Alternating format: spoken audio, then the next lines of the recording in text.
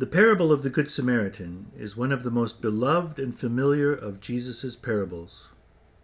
In fact, the term Good Samaritan has gone on to become a synonym for someone who helps those in need. There are even laws called Good Samaritan laws that require people to come to the assistance of individuals who have been badly injured.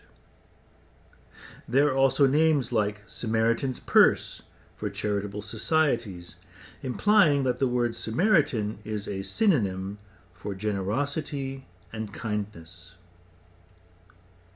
The term Good Samaritan rolls so easily off our tongues and has such specific associations that we miss the utter scandal of what Jesus was saying to his audience.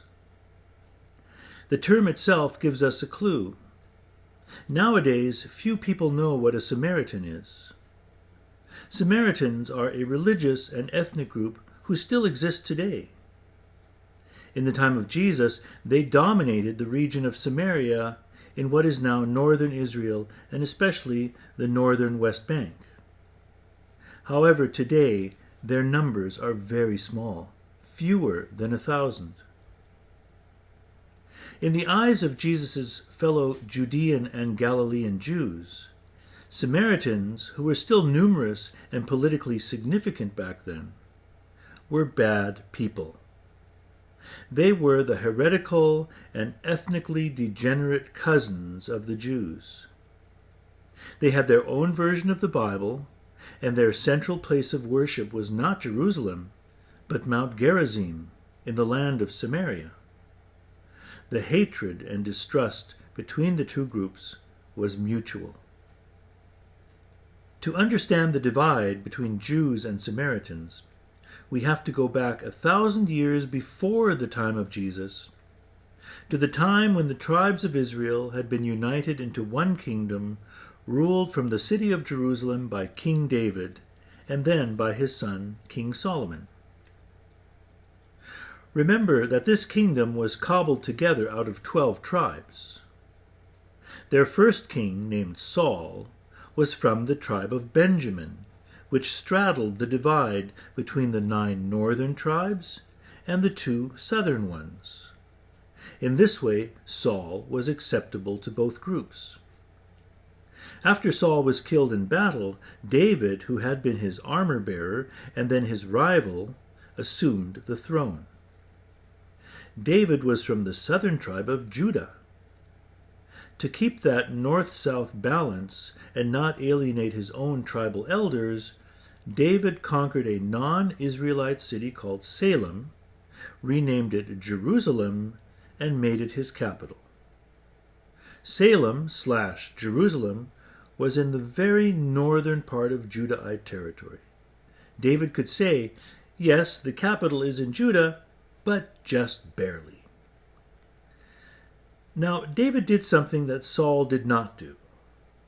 He had the Ark of the Covenant, that highly symbolic relic from Israel's time of liberation from Egypt and their decades of wandering in the desert.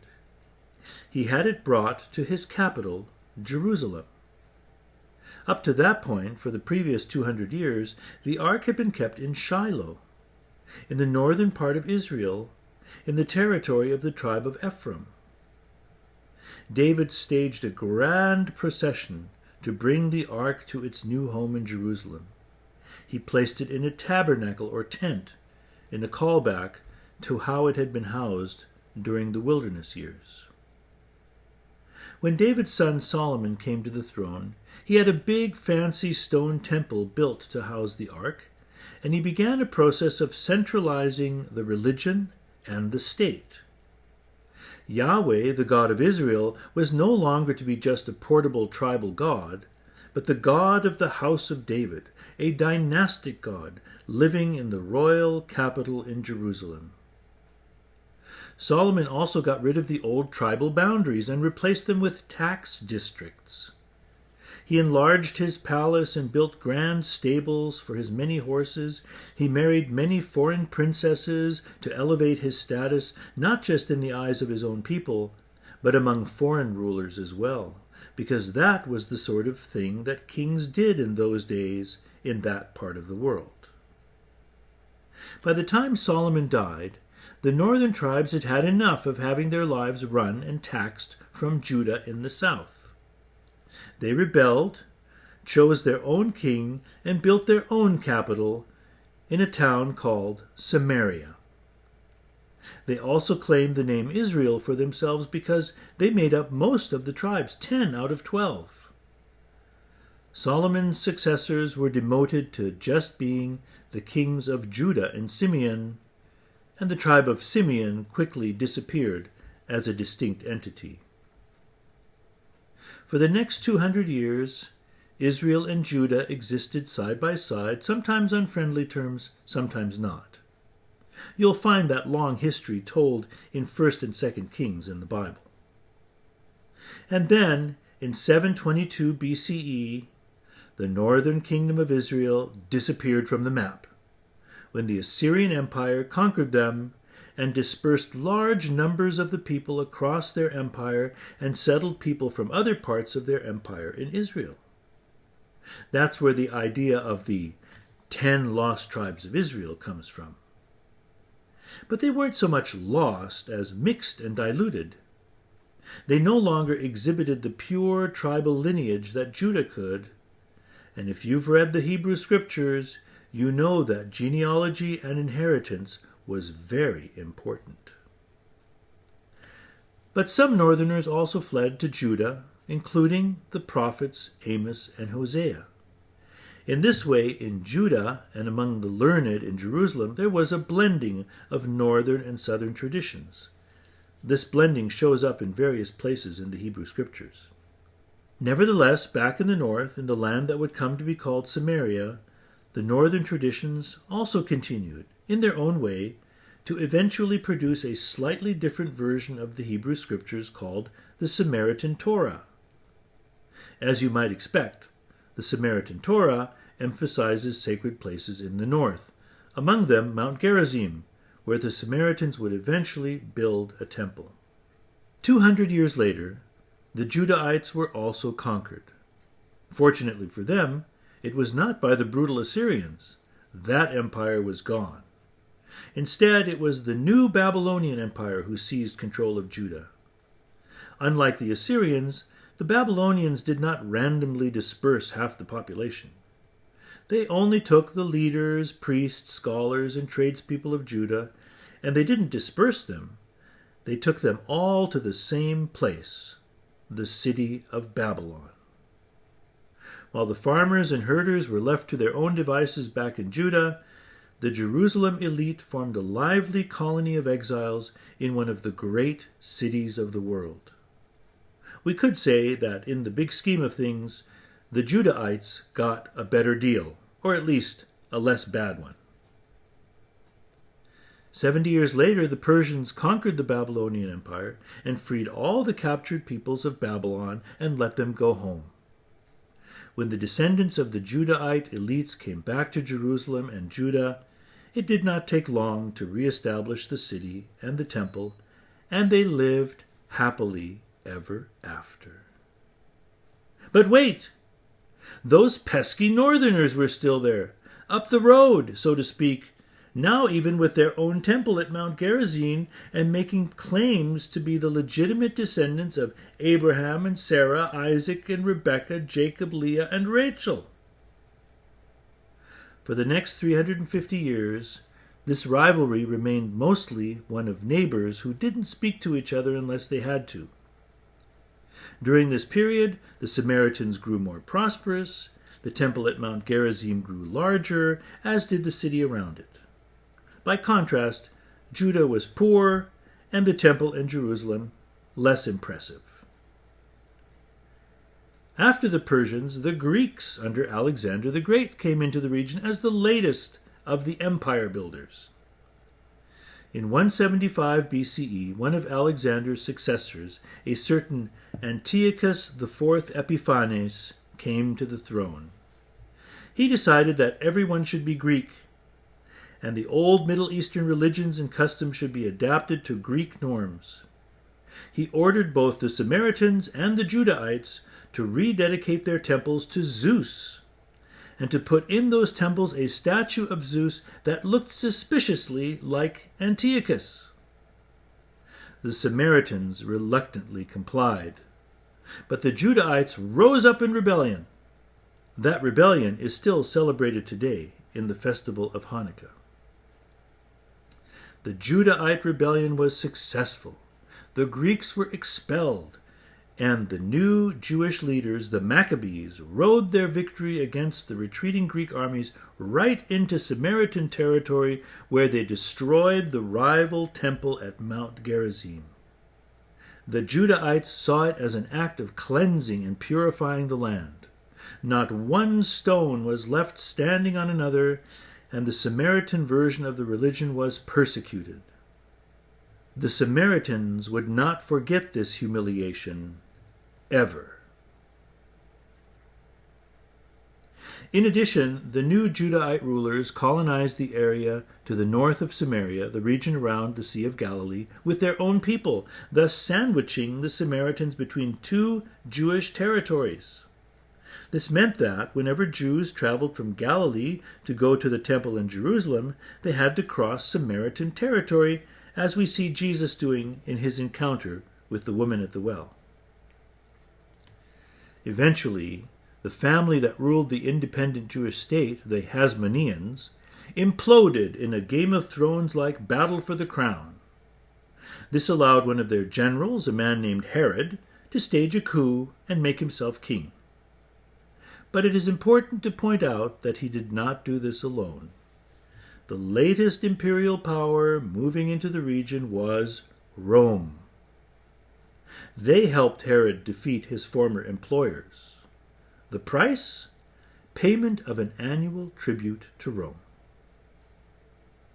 Herod aligned himself with the Judahite version of the religion, what we could by this time call Judaism, and undertook a massive expansion program for the temple in Jerusalem. As to the destroyed Samaritan temple at Mount Gerizim, Herod left it in its ruined state.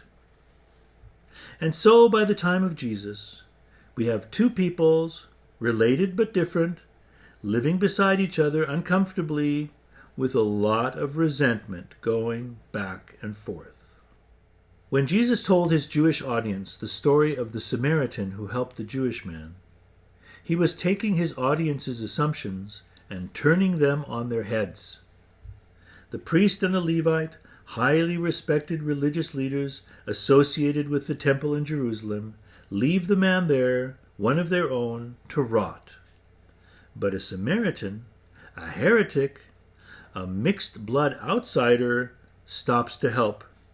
And more than that, he lifts the man onto his own beast of burden and pays for him to be cared for at an inn. Those who should have helped didn't, and the one who Jesus' audience would assume might even steal what the man had left, he is the one who comes to the rescue. It's scandalous. Some might have been thinking, Jesus, this little story of yours is ridiculous and preposterous. Because the word Samaritan now has so much positive baggage attached to it, calling this the parable of the Good Samaritan doesn't convey what's at stake here. It would be better to call it the parable of the enemy who shows compassion, or when the one you hate helps you. That way, there would be no sugarcoating of what this story is about. A terrible thing happens to you, everyone you thought you could count on fails you, and then the last person you want to even see or have anything to do with picks you up and takes care of you. The divide between Jews and Samaritans was 1,000 years in the making. There were lots of points of contention, bad memories, and betrayals on both sides. It was an unbridgeable chasm, and yet Jesus chose to cross that chasm. And that, I think, is the heart of the message here. It isn't, oh, why don't we all just get along? That's easy for people looking in from the outside to say. When we live in a relatively peaceful and non-polarized society, we can say stuff like that because we don't really grasp the depth of the mutual animosity. The harsh reality is that it takes more than words and wanting to sweep away all the bad vibes. It takes bold, calm, and ultimately courageous action, which is exactly what Jesus did. As I mentioned earlier, one time when Jesus and his disciples were going between Galilee and Jerusalem, they were crossing Samaria. Near Mount Gerizim, they stopped at a well, Jacob's well, where Jesus engaged in a conversation with a Samaritan woman fetching water there. The disciples were confused and panicked by what Jesus was doing. They probably feared being attacked by a group of Samaritan men saying, "Leave our women alone." But the woman was also defensive. Numerous times in the conversation, she felt compelled to point out how her people were right and how Jesus' people were wrong. Jesus didn't let any of that faze him. He calmly sidestepped all the usual points of contention by speaking to her personal pain and offering emotional healing. That was and continues to be the best way to bridge these divides. Listening, making personal connections, showing kindness, and above all, being patient. To come to our own time, one of the great tragedies of the Hamas attack on October 7th, 2023, was that many of the people they killed were exactly the people who had developed personal relationships with Palestinians. They were the people trying to bridge the divide, going back and forth to visit in the times when it was possible and staying in touch other ways when it wasn't. A hard part of being a bridge person in a deeply divided situation like what we see in Israel and Palestine today is that there are always people who want to keep the fight going. Whatever their reason or combination of reasons, political gain, economic gain, revenge for past wrongs, whatever it may be, they see the chasm crossers as threats to their agenda. Jesus was just such a threat. And still, even in the face of war and overwhelming winds of hatred, one can still cross those chasms in little ways to bring a bit of humanity into the situation. Here is a picture of my grandmother, my Oma, with me when I was 7. This is in the town in southern Germany where my mother grew up. I spent many summers there. Here my Oma looks like a friendly hobbit, but she was cantankerous, often foul-mouthed, and set in her ways. She had a hard life. Born into a poor family with 8 children, she sometimes grumbled to me about her parents, that the only thing they know how to do was to have children and not give them enough to eat. She often declared to me, as she loaded my plate with too much food, that she had vowed never to be like that. My mother tells a story from the time of the Second World War. At the edge of the town, there was a prisoner of war camp that housed captured Soviet soldiers. While the Hitler regime more or less followed the rules of the Geneva Conventions for Western POWs, in the Nazi ideology, all Slavic peoples were considered subhuman, and thus Soviet captives were used for slave labor. People in the area who had agricultural land, like my Oma, could go to the camp and get one of the Soviet prisoners for the day to help in the fields. My grandfather was off fighting in the war, so with just herself and her 8 or 9-year-old daughter to do everything, my Oma was not shy about availing herself of the opportunity. She would send my mother off on the 20-minute or so walk to the camp to retrieve one of the prisoners to join them in the day's work. My mother says there was one in particular whom she always chose because he was tall and blond and handsome. She admits that she had a bit of a crush on him. At the end of the workday, before my Oma sent the prisoner back to the camp, she would bring him into her home, the same house you see here on the photo, and feed him. This was not allowed. The rule was, do not feed the prisoners. For my Oma, this rule was nonsense. If I have someone do work for me, she said, then I either pay them some money or I feed them. It's just not done, or as it goes in our Schwabian dialect, das macht man nicht, to send the man away empty. My Oma's neighbors would warn her not to do this because she could get in trouble. And indeed, my Oma had had run-ins with the authorities several times because she could not keep her complaints to herself. But my Oma was very old-fashioned. If he does the work, I pay him or I feed him. Money is useless to him, so I'll feed him. My Oma wasn't going to change the system or collapse the regime by her actions, but it was a little bit of humanity, a little bit of decency, a little bit of reaching across the chasm, even when people were telling her not to. Jesus once said, I was sent only to the lost sheep of the house of Israel. We usually assume that he meant his fellow Jews. But could he also have meant the Samaritans? After all, they represented the northern 10 tribes. Was Jesus trying to heal that old divide in whatever little ways he could? Personally, I think he was. Years later, the Apostle Paul, who never met Jesus personally, but who had an uncanny grasp of what Jesus was about, would take Jesus' mission of chasm crossing a step further. Paul's entire ministry was characterized by trying to bridge the gap between the Jews and non-Jews in his congregations.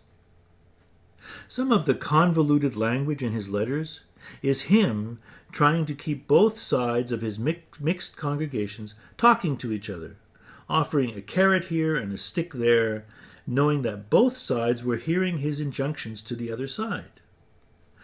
A tricky balancing act, for sure. In some ways he succeeded, in other ways he failed. Non-Jews began to stream into the young Christian church to follow the message and person of the Galilean Jew named Jesus of Nazareth. But as they streamed in, the Jewish Christian element remained static, coming to represent an ever-shrinking percentage of the followers of Jesus. We still see traces of them in the early 300s, but by the 500s, they seem to have died out. By then, Christianity had become a non-Jewish phenomenon, but with a deep Jewish past that got largely overlooked. The message for us today is that crossing the divides between peoples who are at war with each other, whether that be literal war, as in Israel and Gaza or Ukraine and Russia, or just in their hearts, like the Turks and Armenians, or something in between, like the Hutus and Tutsis in Rwanda, reaching across the chasm is hard, sometimes dangerous work, the outcome of which you do not know. But as the saying goes, if you don't try, you'll never succeed. And if you don't have a goal, you'll never achieve one. Finally, note that in the parable I am calling the enemy who showed compassion, Jesus focuses not on the debates over which set of sacred writings is the right one, or which holy place is the one chosen by God, or which group has the biggest claim to being considered the rightful Israel. No, he focuses on the deed, the act of compassion and kindness. And maybe that's the big takeaway here. Don't get distracted by the ideas or assumptions that divide. Focus on the humanity that unites us, all of us, created in the image of God, all of us, beloved children of God. May it be so.